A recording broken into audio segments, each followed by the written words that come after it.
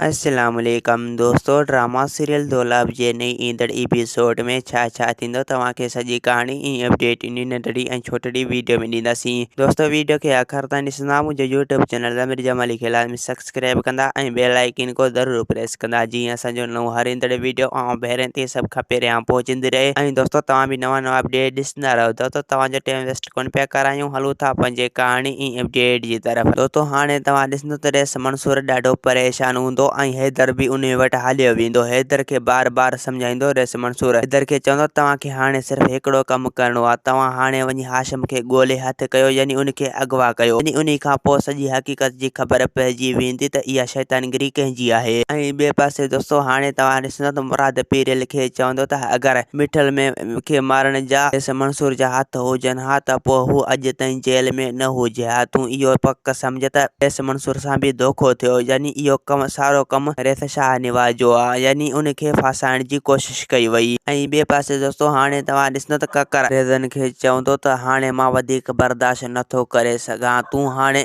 गैरत कर त पाण जीअं दुश्मन खां पंहिंजो प्लान करे अचूं, यानी अली खान खे असां मारे पंहिंजो प्लान पूरो कयूं। रेज़न चवंदो त सोट्रा हाली फ़िलहाल तूं तकड़ न कर, असां अली खान खे ज़रूरु मारींदासीं, यानी मुराद खे पंहिंजे अंजाम ताईं ज़रूरु पहुचाईंदासीं। तोखे हाली फ़िलहाल सब्र करिणो पवंदो, जेसीं ताईं तॾो नथा खणूं।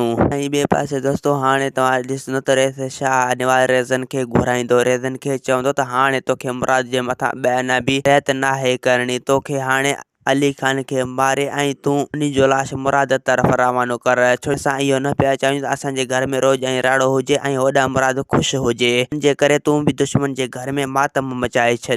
रेज़न चवंदो त रेस उहो तूं वक़्तु अचण ॾे त मां बि इन अली खान खे मारे ऐं उन्हनि जो लाश उन्हनि तरफ़ रवानो कंदुसि, इहो सिर्फ़ु तूं वक़्तु अचण ॾे। दोस्तों, असांखे ॾींदा हाणे इजाज़त, वरी तव्हां सां मिलंदासीं की नई ईंदड़ वीडियो में। जेसीं ताईं पंहिंजो ख़्यालु रखंदा, ख़ुदा हाफ़िज़।